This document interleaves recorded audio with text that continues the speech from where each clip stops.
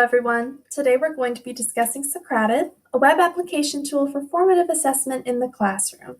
Socrative allows teachers to create, share, and give quizzes that students can access from any wireless device, such as smartphones or tablets. It also gives teachers the option of using quick questions to get classroom discussion started, generating exit tickets, and keeping track of students' progress and reports. To use, teachers must first create an account, and they have the option of choosing either a free account or a pro account, which costs about $30 per year. The pro account allows the teachers to have 10 rooms with 150 students to each room, instead of just the one room and 50 students that's allotted to a free account. Once the teacher has created an account, they will be assigned a room name, which is how students will log into the room. Students do not have to create an account to use Socrative. They only have to type in the teacher's room name to join. And once a teacher's logged in successfully, they'll be directed to this launch screen. From this screen, the teacher has the option of starting a quiz, a space race, an exit ticket, or a quick question for students to answer. Let's first take a look at how to create and deploy a quiz. So in the upper left-hand side of the screen, you're going to click the quizzes button right here. Then you'll click this orange add quiz button and then create new. And you'll notice in the top right corner that there's this toggle that says enable sharing. And selecting this button allows other teachers using Socrative to search for your quiz and use it in their own classrooms by copying and pasting the quiz number in the Import tab located in the Add Quiz menu. So let's go ahead and name our quiz Famous Authors. And we also have the option of clicking this button right here and aligning our quiz to state standards and Common Core standards. And it'll ask for which grade this quiz is associated with. It'll ask for which course it's associated with. And that just makes it easier for teachers who are searching for quizzes to locate this quiz that would work well in their classroom. So we'll scroll down a little bit. And we have 3 choices for questions. We have multiple choice, true, false, and short answer. And let's just do one of each just so we can see how they all 3 play out. So let's click multiple choice. Let's type in our question right here. Who wrote Anna Karenina? And right here is where we're going to type our answers. We have Tolstoy, and let's do Mark Twain, and Langston Hughes. Then we'll click our correct answer right over here. If you need to put in a picture for your question, you have that option. And you also have the option of putting in an explanation that will pop up when your student gets the question wrong, just to shed some light on why the correct answer is the correct answer. Let's do a true-false question. Mark Twain wrote Anna Karenina. And that's false. And again, you have the option of putting in the image and the explanation. And a short answer question as well. What did Leo Tolstoy write? Bit of a loaded question. Add Anna Karenina. Here's your icon for adding a picture and your explanation. And you save. Scroll up. If you need to, you can edit.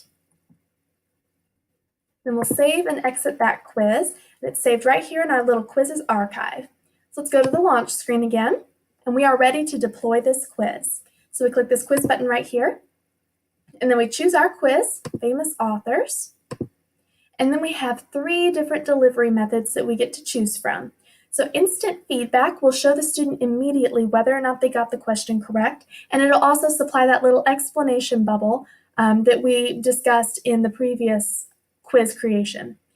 Now, the problem with instant feedback is if your student accidentally hits a button or just isn't quite paying attention when they're going through the quiz, they still don't have the option of going back. They still just get that answer wrong. Then we also have open navigation. Open navigation gives students the option of skipping questions and coming back to them later. Now, it does not tell students immediately whether or not they got an answer correct. They have to wait all the way until the quiz is finished. And we also have teacher paced. Teacher paced is exactly what it sounds like. The teacher feeds the questions to the students at their own pace, which makes it a whole lot easier if they want to do a class-wide discussion per question or if they need further explanation on why a specific answer is correct. Let's go ahead and hit instant feedback. And then we'll come over here to the settings, and we can choose whether or not we're going to require our students to give us their names, or if we're going to allow students to remain anonymous. We can shuffle the questions, shuffle the answers. We can show question feedback, show the final score. One attempt would be just allowing one attempt for taking the quiz, and that is a pro feature. So when we're all done, click Start right here, and this is the screen that we get sent to, and it shows the real-time progress for each student. As we can see, we have 3 questions for this quiz, and this is where it's going to pop up what answers the students are giving, whether or not they're correct, and it's going to show us as soon as all of the students are done with the quiz as well. Now, this quiz will stay open until the teacher closes it. Even if the teacher leaves it open for a month, this quiz will still remain open. So when we're all done, we have to come over here to this Finish button, and we have the option of either getting reports immediately for the quiz that the students took, or we can view the chart, which is what we just discussed right here, showing the progress of the students and who put what answer, or we can just go straight to the launch screen. So let's go to the launch screen. Okay, and now let's start a space race game. So we'll come right here to space race, click that, and it's just like setting up a quiz. We get to pick which quiz we're going to have our students compete on. So we're going to do famous authors, and then we have the option of choosing how many teams we want. Let's do 4. The teacher can have the students work individually.